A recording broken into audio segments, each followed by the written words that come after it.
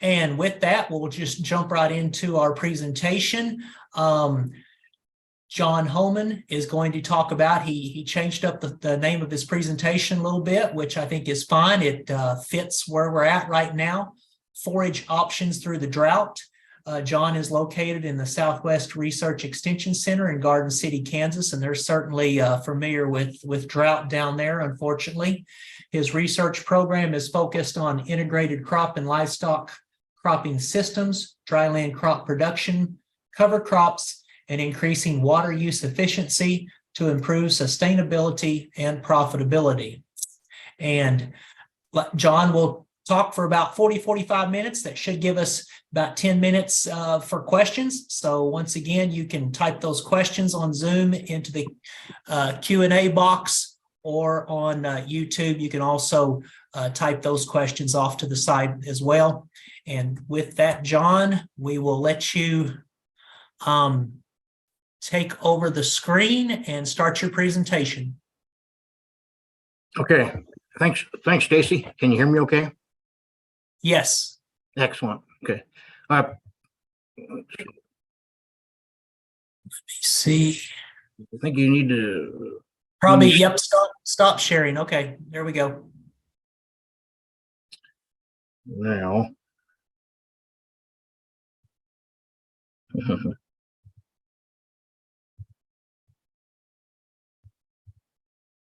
Everybody see the introduction slide? Yes. Yep, it's there. All right, thank you. Again, I want to thank you for the invite today, and got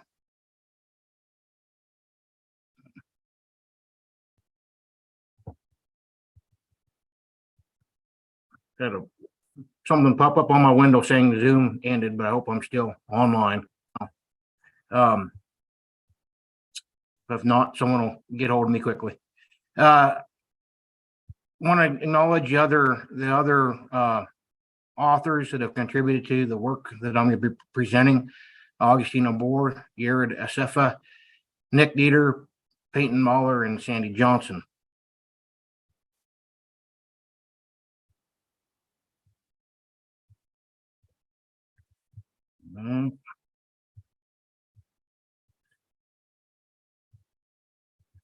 Some reason the PowerPoint will not advance. Let's see here. John, click in the center of your screen. Yeah. Okay, thank you. Okay. So if we look at the, this is the most recent drought map of the U.S. And you can see, you know, we dealt with a severe drought last year. Kansas and Nebraska are still have a lot of D3 and D4 showing up, the dark red. So, you know, we're still dealing with this issue, and it's really centered here in our area. If you look at a little bit closer map, you can really see where I'm at in Southwest Kansas. You know, we're in that dark red D4 zone. So things are still very rough in Southwest Kansas, but there's other parts of Kansas that are also, you know, in severe conditions. The only place really that isn't is northeast Kansas. So you know, we've had a rough year, and things are still rough, and we're going to look a little bit at where we might be headed and how that fits into our forage situation for the coming year. This is just the most recent drought outlook map released at the end of January, and this is for the next 3-month period. And you can see that, except for really northeast Kansas, they expect the drought to persist over western Kansas, along, you know, the south part of the state, and all of Nebraska. So they're still calling for it to be extremely dry for the next several months, and that's important as we think about going forward and how we're going to manage through this drought. This is the outlook for the next 3 months, February, March, April. The Climate Prediction Center is calling for the western region and a lot of the Oklahoma down to Texas, Nebraska to be in below normal rainfall conditions. So, this is not good, especially if we think about just spring forages. So if we're thinking just spring forages, this is our planting window. We're extremely dry, and they're calling it for continued dry conditions. So that does not bode well to try to get a spring crop established or produce very much biomass. If we look further out, things are look a little more encouraging throughout the remainder of 2023. We're calling for equal chances of rainfall. Of course, as we all know, predicting weather this far out is hard to do and is not very accurate. So, but in the near term, things do not look good. But hopefully, maybe things will start to turn around, and we'll have better conditions for summer moisture at this point in time. If we look at this is some for Ford County, looking at historical rainfall over that from 1875 to current, and you can see the far right bar is the long-term average. What we see here is a lot of variability. First off, and actually, if the solid line is that trend line over time, and the line that tracks that's the decade 10-year rolling average. So you can see actually our rainfall has actually gotten less variable as compared to the early part of the century. But this is only really a snapshot in time. So this is like in the time scale of weather, this is like 1 day out of the year. So one thing, so a couple things. Weather and precipitation is extremely variable in the High Plains region, and we also look at drought periods. We had a terrible rainfall this past year. The less than around 9 inches, and only 2 other times we've been that dry. One time in the 30s and one time in the 50s. If we look historically, when it's that bad, oftentimes we bounce up the next year in rainfall, but it's not necessarily the case. The 30s was bad for several years, and the 50s was bad for several years. So we will hope that things improve, but you always have to keep in mind that it could be we could be hit with a situation where you have several bad years in a row. Hopefully not. We'll look at the frequency of drought, where we have less than 70% of annual precip. That occurs about 1 in every 5 years. And a major drought, where we have less than 50% of annual precip, that's 1 in every 30 years. And that's what we had this past year, is that extreme drought event. And again, hopefully we'll not see that. It'd be nice to not see that for another 30 years. So my first question, and you'll be able to respond here. Jeannie will post that. But your outlook of the cattle market going forward, are you optimistic, meaning higher profit potential, neutral, no change in profit, or pessimistic, less profit potential? So please respond where you think we might be headed in the next few years. Give you a chance to respond to that.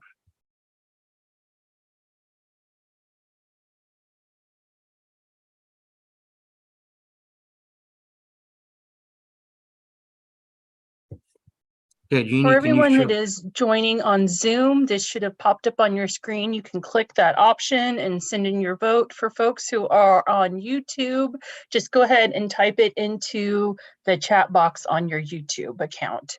John, we've got 15 responses. Do you want to go ahead and go forward then? Yeah, will you please post those? Thank you. Okay, thank you. So 60% are optimistic, 33% are neutral, and 7% are pessimistic. Another question I'd like to ask, and if you just would put that in your chat box, is what type of annual forages are you growing? And also would like, if there is a research need that you have, and we'll circle back and I'll ask that again at the end, because we'll cover several different things. But if you could just put that in the chat, then that's good information for us to know, identify some of your needs. If we look at the, let's look at maybe where the cattle market might be headed, because understanding where the cattle market might be headed also affects how we manage our forages, our cattle inventory. So if we look at, the long-term cattle trend, we had a inventory. We had a high water mark in 1975, and that number has come down and then kind of stabilized since the early 90s. However, we also need to look at how many pounds of beef was produced per head. So in 1975, we had about 600 pounds of net beef, and today about 800. So even though our inventory is down from that high water mark, our total beef production is up. And then if we look at, let's look at our current, the more recent years from the early 2000s to current. They're shown here, 98 to 2003. The USDA just released their current inventory, January 1 inventory, and they show our inventory being down an additional 3% from 2022. So, the drought has had a big impact on cattle in the plains area. It's very similar situation, in 2011, 2012. We dealt with a drought situation, and we hit as a herd started rebuilding 2014. That inventory was at an all-time low, and it really looks like we're set up for a very similar pattern as 2014. So that's I think important to keep in mind as we go, as how we manage the operation, and how we want to. How much we want to risk as far as where we place our resources for cattle inventory and forage inventory. Looking at the feeders price from early 2000 to current, you can see we had an all-time high of prices around that 2014 timeframe when our inventory was low. And if you look at the fall futures price of 23, it's calling for around 215 right now. So again, we're set up for a nice situation for prices. There are some challenges though. We have inflation, we have increased costs with that. There is a concern in the economy, and then if you look at world supply, meat supply, Australia and Brazil have the inventory. So I would consider myself cautiously optimistic. But if we were in a lower market situation of prices of beef, then I think it would pay to be more cautious and maybe do some culling even harder than the current situation. So I think the current situation bears us to try and do the best we can to try to keep that cattle inventory up, but also keep in mind what we have available in terms of pasture conditions and forage conditions. So we'll talk about that now. Another question for you that Jeannie will post here is, what is my feed supply? What feed supply? I am out. You have enough until planting spring forages. You've got enough to get you by until summer crop forages can be grown, until weaning of the 23 crop, or until 2024. So if you could post your responses, and then we'll see how people respond, please. Jeannie, if you could let us know when they come in. Yes, I'll do. At the moment, we've got 6-7 responses here. Let's see if we can get up here just a little bit further, and I'll send that back to you, John, as soon as I have that. Also, guys, I know we asked you to put information into the chat box. I didn't know we could lock down the chat box as much as it was, but it is unlocked now. So you guys should be able to type responses back in on that question that John asked earlier about what are you using for forages and what else do you think we need additional information or research on. So that chat box is unlocked now. Sorry about that. And John, looks like we have 11 responses in the feed supply. So I'll go ahead and stop that and share the results so you can see those. Okay, thank you. Okay, well, thanks. Unfortunately, yeah, looks like a couple people are out of feed supply. I know that that's a tough situation to be in. I know some people are in that situation, and yeah, trying to find hay right now is a real challenge. Spring forages, growing them was our next option, and several are in that situation. Summer forages is the highest of the three, and then some are sitting very good until 24. So that's if you're in that situation, that's a nice place to be. Okay, thank you. Well, I think Patton had a quote. I think it's a good quote as we start thinking about how forage management and drought management going into a drought.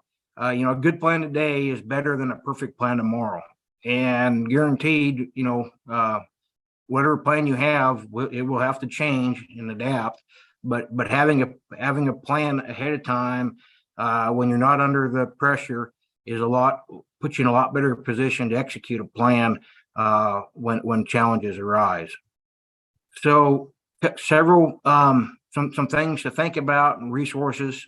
First of all, there on the Egg Manager, there is a hay inventory calculator, and that's a good place to go. It's a good tool to have to put all your inventory together and start looking at your forage needs and start working out a forage balance for what you have, what your needs are, and what you need to source. It's always very important to test feed and develop feed rations for the different cycles of the animal, what trimester the cow is in, what her nutrient requirements are. It's always important. That's always important, but in a drought, when feed is so as high as it is, it's really critical, even more critical, pays more dividends to make sure you get that nailed down correctly. And when feed supplies are tight, how you can best stretch those feed resources. I'm not going to go into the whole drought management plan, but you need to think about your livestock inventory, culling, some early weaning. But again, I pointed out that there are some things here that's optimistic about the price of cattle going forward. So depending on our financial situation, it could pay dividends if we can try to hold that cow herd together as much as possible going forward. But we have to be cautiously optimistic about that. Minimizing feed loss and waste. When this feed is expensive as it is currently, it doesn't take very much loss to pay for some feeders and do things to minimize that loss as much as possible. Unfortunately, I've also heard of cases that in a drought and stressful times like this can be, when people are scrambling to find feed, it brings out some bad characters, and you need to be careful sourcing that hay, because some people are trying to take advantage of people in a bad situation. So you want to be careful about the deals you make, and that you can actually get that feed. You want to have flexibility and be able to adjust to the conditions. The conditions we are here in Southwest Kansas this past year, planted a lot of forage that did not produce and barely made a dent in our need. And so the next thing was, trying to source hay, move cattle out of the area, and do culling. So you have to adapt. You may have a plan you think is going to work great, but then if things change, and you have to be able to adapt to those conditions. We look at our rangeland. It's really important to manage that. You need to avoid overgrazing. Overgrazing can cause reduction in stand and actual thinning of the stand. If you remove too much of that above growth, you can have increased water runoff, and so you get less utilization of that water. And a healthy range will recover a lot quicker after a drought than if it is severely stressed. So cattle have to go somewhere. You can put them in a either confined feeding area or have some sacrificial pastures or some fields to supplemental feed. This coming year, hopefully we come out of the drought, hopefully we do, but we wanted to delay grazing of our pastures after a drought because they were stressed this past year to allow plant recovery. If you had grazed grass last year when it was trying to grow in that drought, that when it was green, those plants would be the most stressed because they never had a chance to store any carbohydrates. So you want to try to not graze those pastures until the end of the season, give them a chance to store some carbohydrates and have some recovery. You should expect to have less forage production on that native range following a drought. So even if we return to normal conditions, we need to expect some less forage production, and annual forages can help bridge that gap in the amount of less biomass produced, and also in having to give that pasture some additional rest before turnout. We need to monitor for weed growth. So we can have, after following a drought, we can have a flush of weeds, and whether that might be cheatgrass or kochia, and we may need to do a quick, rapid grazing of those pastures, and then move the cattle somewhere else. Also, if we're hauling hay in, need to be mindful that we may have been hauling some weeds in with that hay. And so keep an eye on those feeding sites, and just be careful that you're not, if you introduce weeds, that doesn't spread. If we look at our forage, available forages and throughout the year, we have the native pasture, which typically we might turn out in May, but again, I would look to delay that turnout till June to give that pasture some recovery. We have crop residues, we have winter annuals, spring annuals, summer annuals. I'm looking at from now till the end of 23. We have a wheat crop right now, which in my area, a lot of that wheat never came up. Some of it came up and I'm afraid died. So I think things have to drastically improve for this wheat crop, or we're looking like we might have a failed wheat crop. But that we may be able to utilize that crop. And then if we do have a decent crop, we can you take advantage of grazing some of that residue. Kochia will come up into that post harvest, especially if we don't have a very thick wheat crop to compete against weeds. So there may be an opportunity there. Rolling into springtime, which is we're right there to be thinking about planting spring forages. In our area, probably triticale and oat will give us the most biomass production. Summer annual forages, I really think that that's our best potential at this point in time for 2023. Just the outlook on getting much of a spring forage production is pretty dismal. So our spring annual forages, or our summer annual forages, would include things like forage sorghum, sorghum sudan millet, and the crop you select. The traits of that crop really depend on your end goal. So, for example, forage sorghum is really for a one-cut system, maybe like for hay or silage. Sorghum sudan has regrowth potential for a multiple hay cut, or a hay cut plus graze. Millet is a crop that is very short growing season, drought tolerant, doesn't produce quite as much biomass, but could be a good option, and it does not have the risk of prussic acid like the sorghum does. You might hear of a lot of other types of species, and there is this Midwest cover crop tool that could be somewhere for you to go and look at other species. But the ones I've listed here and the two spring crops, That's really going to be your best bet for the most biomass production in our area. The other resource we have available is CRP. This past year, most of that CRP got used.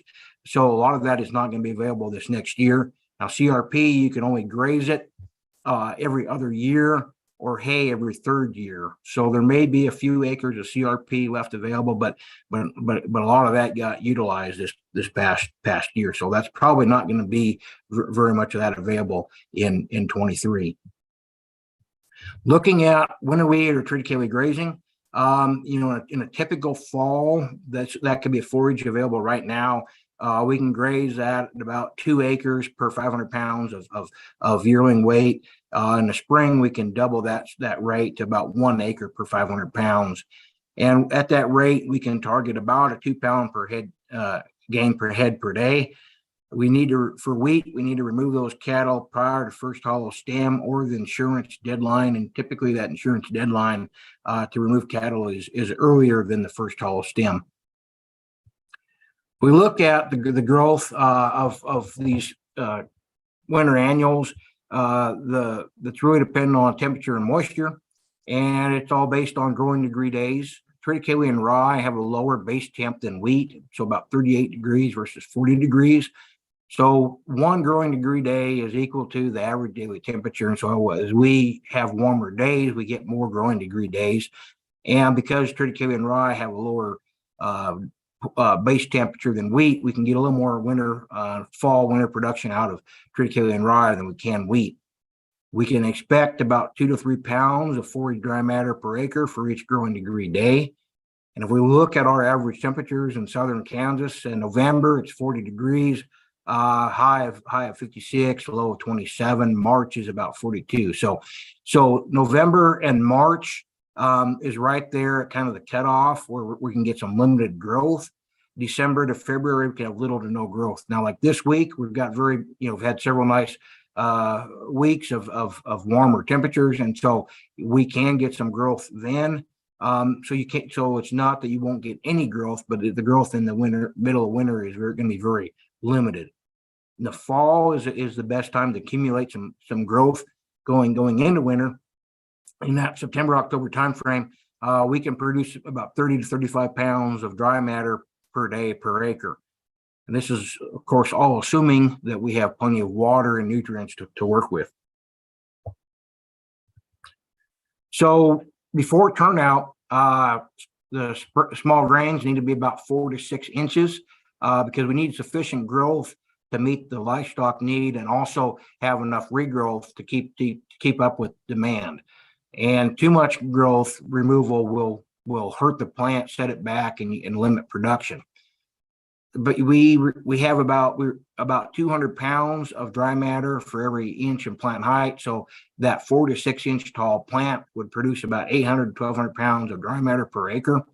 And again, this would give you about a 2 pound per day gain when stocked at 2 acres per yearling through the fall winter period. And we can expect in some of our trials, we've measured anywhere from 1.5 to 3 pounds per head per day gain, depending on stocking rate and forage availability. Some work done with Sandy. We've looked at using triticale to develop heifers, and it does an excellent job of growing them, but it does appear that it could possibly reduce conception. And so in that work, if we needed to remove those heifers and put them in a dry lot ahead of breeding so that conception wasn't hurt. We need to be, when we think about winter forage production, we really need to be thinking a long ways ahead and how we manage that pasture for late winter and early spring growth. So we need to set our appropriate stocking rates. We need to take into account maybe how dry we are or how wet we are. Stockpiling that growth in the fall will help get us through that slump period where there's not going to be much production. And if we have multiple fields, we can rotate. That will help us, and we really have to have a backup plan because the production can be highly variable. So what's our plan if we have too little like this year or some years an abundance? Looking at wheat and where we go with this wheat crop, Okay, so we had to make the decision last fall whether to insure or not insure, and all the acres you grow must be insured. So we have a few days here to make a decision on whether to short rate that wheat crop or not by March 15th. If you short rate it, you would have a reduced premium required. If you do that, that would allow you to do a graze out program. And then if you did that, it would be available to do with the crop that you want. And then you could turn around and plant a summer forage crop in there. Or if you proceed to just go ahead and have the crop insured, we're going to have anywhere from a zero yield to high yield. And what do we do? If it's a really poor crop, try to get an adjuster there early to take a look at it, get those acres released to do something else with those acres. And if we have a good crop, we could either take it to grain production, or if you're short on feed, you could look at ensiling that crop could be an option. So we've got several different ways to go here with this wheat crop, but the first decision is not far away. What we're going to try to decide to do with the crop. Probably won't see any adjusters looking at fields until after first haul stem, which will be sometime in April. So we have the crop residue, whether that be the wheat crop, the wheat crop, or sorghum corn crop. We have options of grazing or baling. Baling is going to net more feed to be consumed. So we're going to have a lot of trampling and defecation on feed. So about 50% loss that way. If you have a small grain, cereal small grain, we can get a little better utilization. But most of our other crops, we're going to see not have as good a utilization as baling. So if we're very, very tight on feed supply, baling will net us more pounds of forage for feeding cattle. We want to be sure to test feed, manage the soil for the long term. So try to not take too much off to still maintain soil benefits. This past year, nitrogen was pretty high. It's come down in price a little bit, but ammoniating these lower quality feed sources can be a way to increase the protein content and make a little more valuable feed out of these lower quality feed resources. Here are some examples. Top picture of a corn that was harvested for feed, and you can see leaving the strips there. This producer did a nice job that captured the snow. That's also going to reduce the wind erosion off the field. Here's in the bottom is some leaving forage sorghum cut a little bit taller, leaving more residue out there. It's done a nice job of capturing snow. Right across the field, we have a fallow field with grain sorghum stalks. No snow captured there. So, we can manage that forage crop to have soil health benefits. It's just how we just need to be careful about how we go manage that crop. Because if we are not careful and we take too much off, or we graze the ground too hard, we can make a bad situation and have precipitation, soil erosion loss, and then we can also have reduced precipitation capture and increased evaporation. So we'll make less use out of the limited precipitation we do have. Going to talk now about forage production across some different environments and nitrogen fertilizer recommendations going forward to this growing season. This is some data we've collected over many different studies, about 17 years of data, 2006 through last year. This is looking at forage yield with available soil, water, and the profile at planting. The black is forage out. The red is double crop forage sorghum grown after a wheat crop or triticale crop. The green is single crop forage sorghum, and the yellow is spring triticale, and the blue is winter triticale. So a couple things here. Spring triticale is of the crops is the least responsive to initial soil water status. I'll come back and talk more about that crop in a minute. And then all the whether it be single crop forage sorghum, double crop forage sorghum, or winter treated kale, they're all have a lot higher yield potential than the spring crops, and they're more responsive to that, how much water is available in the profile. And you can also see the variability. So take, for example, spring crops can approach anywhere from about 3,000 pounds per acre down to basically near zero in a crop failure type situation. Single crop forage sorghum, you're going to be approaching 8,000 pounds down to 4,000 pounds on a normal year. So, you know, we can have a lot higher forage potential with the warm season annuals at the highest, followed by winter treated kale, followed by the spring forages. Looking at in-season precipitation is on the left. Again, the same crops, but notice that the spring treated kale has a lot steeper slope. So spring treated kale is going to respond more favorably to in-season precipitation than all the other crops. And looking at temperature on the right, all the crops respond negatively to warm growing season temperatures. So if we have a hot, warm temperatures during that growing season, that's going to hurt our forage production.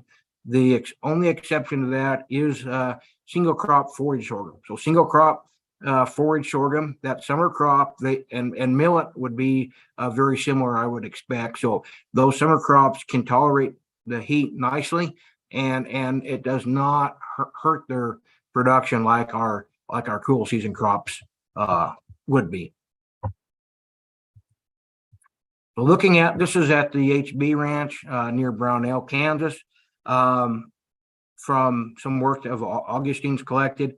So you can see at that environment, the yield potential is higher than at Garden City, but yet it can still be extremely variable. And where we looking at the cost of growing the crop versus the forage crop versus the cost of harvesting it, we really need to be above 2,400 pounds per acre to be in making money from that crop. So you can see, you know, a lot of years we're in that range where it's a profitable crop to grow. But if we get a couple of dry years, then we're going to be below that economic threshold where the amount of return we get is not enough to cover the cost of growing the crop. Looking at nitrogen, this is some nitrogen studies we've looked at on first is for oats and treated kale, or treated kale is the first slide. So if we increase end rate from 0 to 70 pounds per acre, we increase forage dry matter up to 50 pounds per acre, produce the highest yield. And we also increase crude protein content of that forage as we increase end rate. So in this case, 50 pounds per acre. Total available nitrogen. So that's what's in the soil profile plus additional fertilizer. That 50 pounds total, it gave us the most forage, the highest forage potential. Above that, we did not see an increase in forage yield. Looking at oat now, very similar situation as treated kale, where 50 pounds per acre maximized yield. And also gave us a nice crude protein content. If we bump that nitrogen rate up a little bit higher, we did see a slight increase in crude protein, but we did not increase the forage dry matter above 50 pounds per acre. Looking at fiber content of the feed, this is of treated kale. As we increase the nitrogen rate, we see a decrease in ADF and NDF concentration, and an increase in digestibility of that feed. So we're making that feed, increasing the value of that feed also with our nitrogen. We can look at the economic optimum nitrogen rate. So we look at the price of nitrogen on the left-hand y-axis, and then forage value across going across the table. So this would we can find whatever we have to pay for the price of nitrogen and whatever the given feed price is. This tells us how much nitrogen we can, it pays us to purchase. So if we look at, if we're buying that feed at $120 a dry matter ton, and we can lock in our fertilizer around, $1 per pound of nitrogen, then that would suggest we can apply up to 60 pounds per acre, giving the profile plus the fertilizer. But keep in mind, we do not see an increase above 50 pounds per acre. So this would say we would this would suggest we should maximize our end rate at 50 pounds per acre to give us the most return. Looking at nitrogen rate effects on forage sorghum, and we had collected data in western Kansas and then eastern Kansas. And here again, 50 pounds per acre came out in western Kansas as the point where we should target. Eastern Kansas a little bit higher at 75 pounds per acre. Again, similar situation, economic nitrogen rate for forage sorghum now. And if we look at where that puts us, again, if we're buying that feed at $120 a ton, same nitrogen price, puts us right there at 50 pounds of nitrogen is the economic optimum nitrogen rate. If we're in a situation where nitrogen is very high and feed price was less, then we would have to back that nitrogen rate off. One thing we've seen is this is nitrogen rate with forage nitrate. So as we increase, and this is data from forage sorghum, but oats responds very similarly. But as we increase our nitrogen rate, we increase the forage nitrate also. So not only is it important from a yield standpoint, an economic standpoint, but also from just the having that feed not be toxic. We really need to keep those end rates down around 50 pounds per acre, and don't exceed that amount. So looking at nitrogen toxicity, okay, couple of crops that tends to be nitrate accumulators is oats and forage sorghum. And some of the factors that contribute to that nitrate accumulation, soils that are very high in residual nitrogen, excessive rates of fertilizer or manure, and nutrient imbalances. So we can control these first two. The other is environmental stress that we really cannot control, but that's caused by drought, cloudy conditions, frost events. We can control how we harvest that feed. So this is showing the nitrate in the feed with cutting height. And so as we increase the cutting height, and the purple is some severely stressed plants, and then the green dashed line is some plants that were a little bit less stressed in that field. You can see as we increase cutting height, we reduce the nitrate in the feed. And if we cut it high enough, we can really reduce or eliminate that concern about nitrate in the feed. Also, we can ensile that feed if it's very high, and that ensiling will reduce those nitrate levels by about half. Here's some plants taken this past year during a drought, and you can see the variability in those plants all within the same field. And then looking at the nitrate and prussic acid. So the tall and medium plants were kind of similar in terms of nitrate and prussic acid, but those really short plants had a lot higher nitrate and a lot higher prussic acid, to the point where it would have been toxic if a cattle were to consume that. So you need to be careful and do a good job of sampling what we have out there in the field.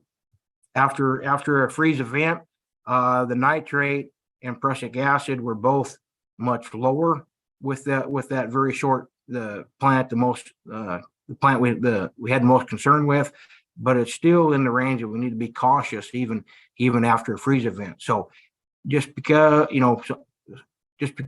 think that prussic acid levels are maybe safe after a freeze event, that's not necessarily the case. So again, we need to sample what's out there so we can manage around that. Okay, Jeannie, gonna ask for another question. I purchased rainfall insurance for rangeland, annual forages, both rangeland and annual forages, or I do not purchase rainfall insurance. You could let us know when responses come in.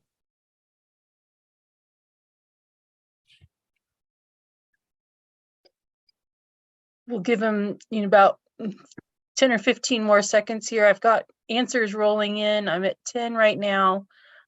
We get a couple more answers in, then we'll go ahead and move forward.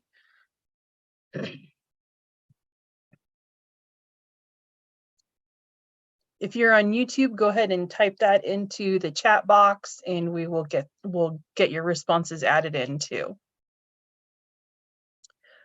Okay, well, we seem to stuck here at 10, so let me share the results. There you go. Okay. Well, so rangeland at 10%, annual forages 10%, both at 10%, and 70% is I do not purchase rainfall insurance. So I'll talk a little bit about it, but if you got questions on that, reach out to myself or one of your county agents, and we can get you in the right point in the right direction if you're not familiar with this, some of these products.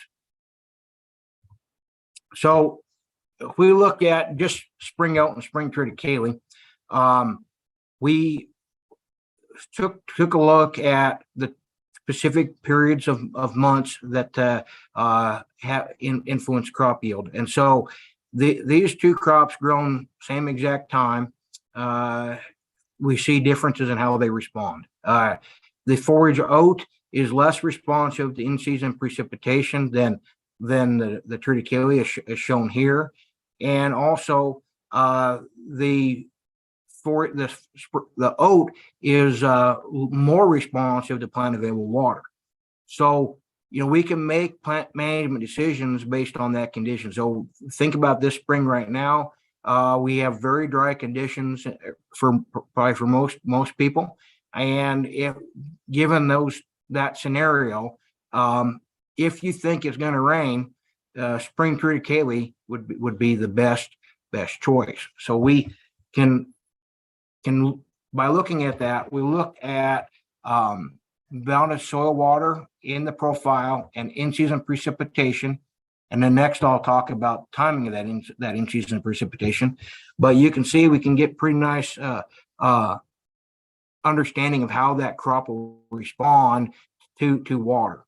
And so forage oat is going to be, like I say, less responsive than spring oat if we get some spring moisture. So that's shown here in the yellow and the black bars lines. So that if we get some rain, triticale could respond favorably.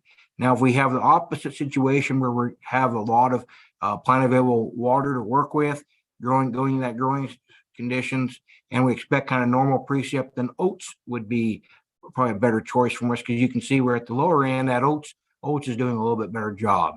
If we look at the winter triticale, it responds very, very favorably, and very similar. It's the highest of all of the crops, and winter triticale responds very, very favorably across the entire growing season.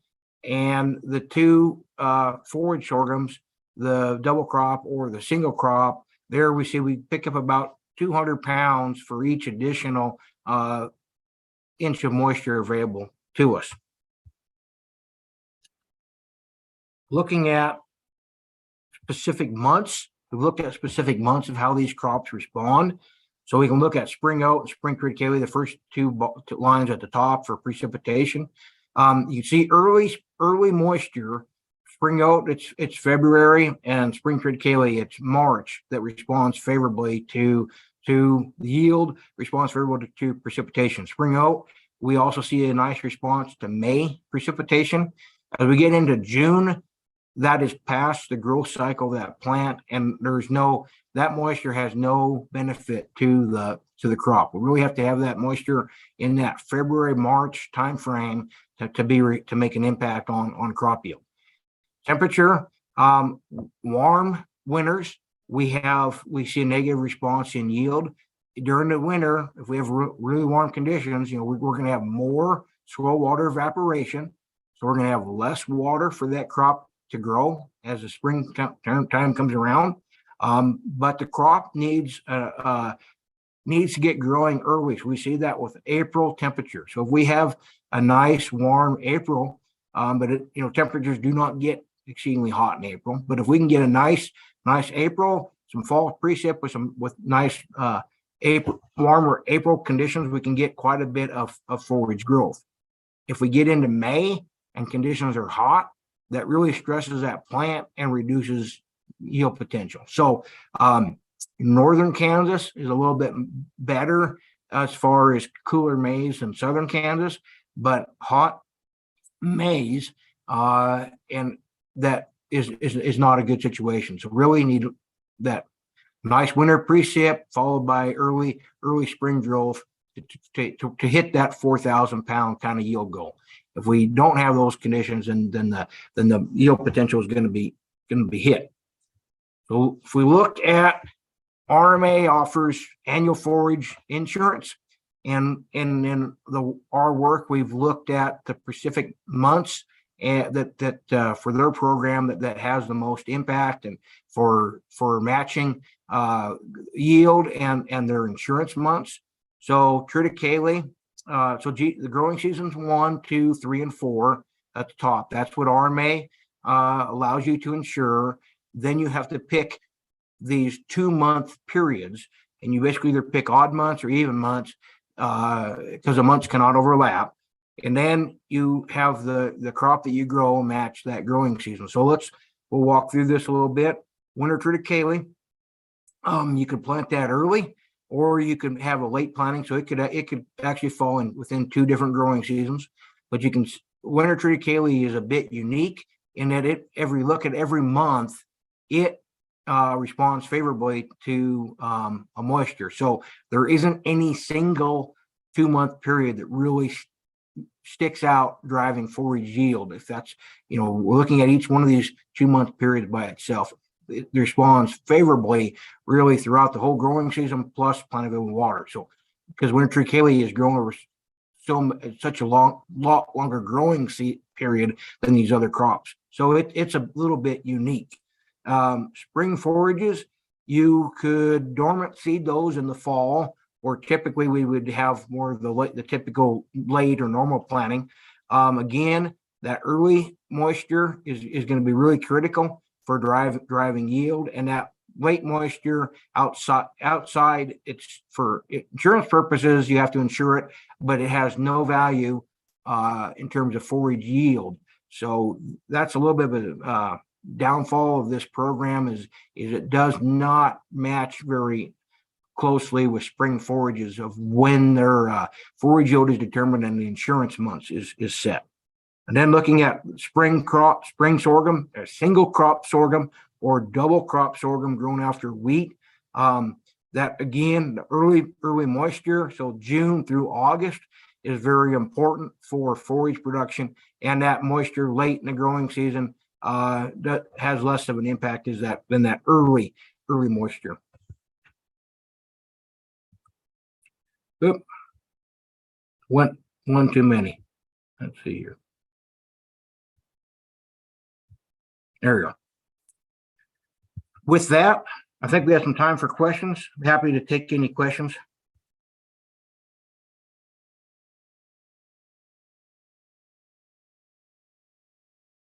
Yeah, if you have any questions, let's see here.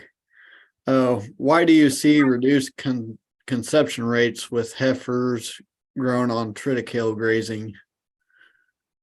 That's a good question, and I'm a forage agronomist, not an animal scientist, so I want to specify that. But it wasn't, dairy heifers have seen this too, and the thinking is it has to do with the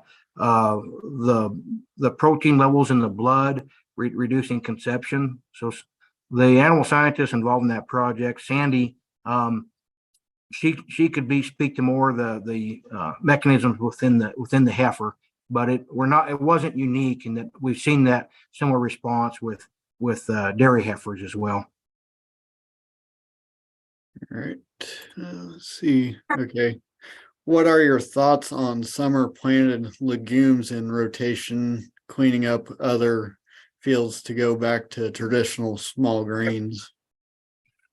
Yeah, good question. We have a current project right now where we've been looking at a bunch of, we've done a lot of work on cool season legumes, and I'll talk about that, and then I'll talk about summer.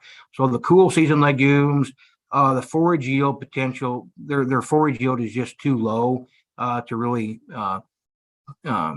cash flow economically. The cost to grow them versus what you get, it does not work. We've started a project. Last year was our first year. Well, we did some early work, but we identified some things, and so we grew those plants this past year at Colby, Hayes, and Garden City, and we're looking at some potential warm season legumes that would do well under a dryland situation to provide us that important protein resource. And we're seeing some promising results with Calpi and Lab are a couple that show some promising results, but really need some more years of data on that. But we're hoping to identify an option there to grow, because I know that alfalfa really does best if it's if you can irrigate it. So we're trying to find something that might work.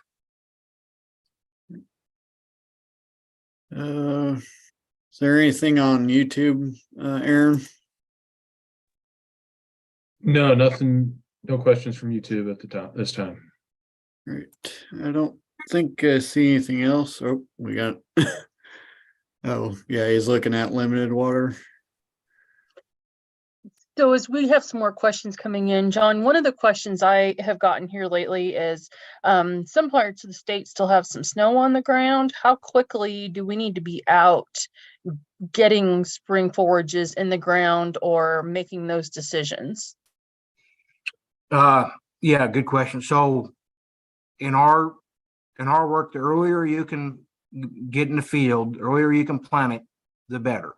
So we have planted it before in the end of February, 1st of March. It really kind of depends on, if you've got snow on the ground or something like that, then it's going to limit you. But I expect we're going to turn cold here again, another cold spell, then warm back up again. But the sooner you can get that crop established and growing and get more growth during that cool period time of the year, the better your yield potential is going to be. When I mentioned, if you had, if you could put in the chat box what kind of annual forages you're growing and what other what forage research questions you have, we'd appreciate that information as we with the research we do as we develop our research testing program. All right. There is a question on difference in bloat between triticale and wheat grazing. And I think Jeannie just promoted Sandy Johnson's on. So if we want to tag team that, that's fine. John, if you want to take it, and then if Sandy wants to add anything to that or have discussion on the conception rate question also. Okay. Oh, she's on. Good. I think, you can have bloat issues on both triticale and wheat. I don't know that there's any, I don't know of any research that's compared one or the other on bloat. They can be a problem.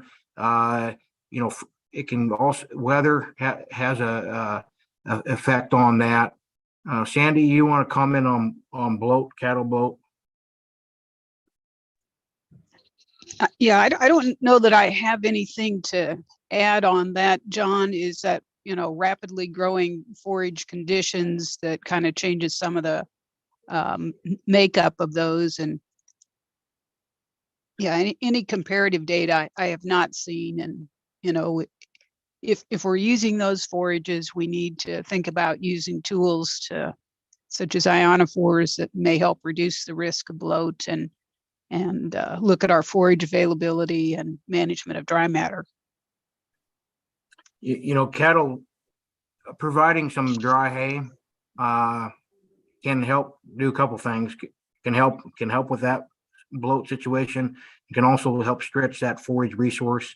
They don't need that many. Their whole diet does not need to be consist of just that really high quality feed. So providing some dry feed can help also stretch that feed resource. Sandy, you want to comment on blood protein in cattle and conception? Right. The dogma, particularly where this started out in dairy cattle, where often they're feeding a much higher quality ration than we might to beef animals. They were measuring either blood urea nitrogen or milk urea nitrogen. And when that's high in the blood, the animal really has more than it can use. And the theory was that high level of nitrogen was what caused some reduced fertility. As we've tried to look at that in our beef cattle settings, we've seen some mixed results, and even in the study that John's referencing, the result was not consistent over 4 years. And my sense is that we're trying to blame all this on protein, but there's probably other aspects of that entire diet that relates to the carbohydrate component that may be influencing some of those effects. The dairies in New Zealand seem to graze, they manage some of those pastures rather highly, and they're breeding on those pastures. They don't seem to be taking the hit.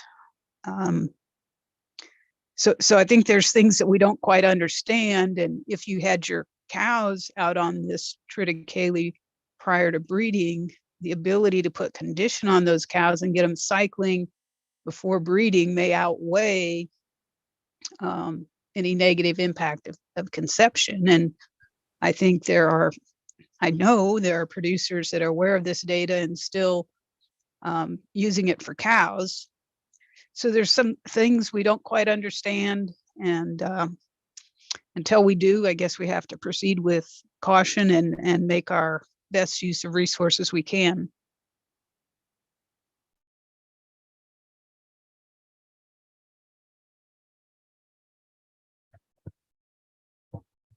All right. I think I know there was one more question that came in, but from Lois Imke, but we'll pass that along to either Sandy or John. I'll answer it real quick. Oh. Louise. I would say comparing beef gain with triticale compared to wheat grazing, you're probably going to get more pounds per acre with triticale than wheat, just because of that lower base temperature. So it would tend to provide a little more total pounds of beef, just because of that lower base temperature requirement. All right. Well, thank you, John. We'll kind of wrap up here. Just a reminder, if you need CCA credits, email Jeannie Falk Jones there at her email. And whenever we get the credits approved, we'll get that all submitted for you. And one last thing, we do have an evaluation here. We hope you can fill out. You can scan the QR code right quick, or the link will be put in the chat. This just helps us determine future programming and how we're doing on this CropTalk series.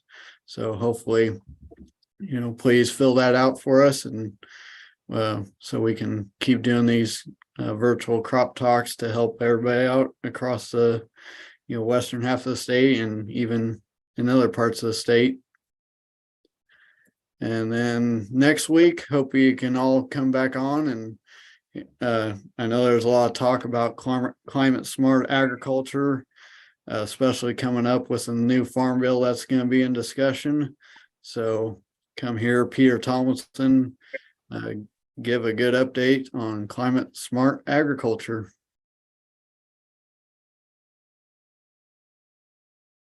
It should do her. All right, if you guys have any follow-up questions for John, you can get a hold of him. He's down at the K-State Research and Extension Center in Garden City. I'll put his email in the chat box if you guys have follow-up questions. Thank you, John, for covering all of this topic that I think is very timely as we're looking at these very dry conditions. So with that, thank you, Craig and Stacy and all the team behind the scenes with K-State to put this webinar on, and we will see you guys next week.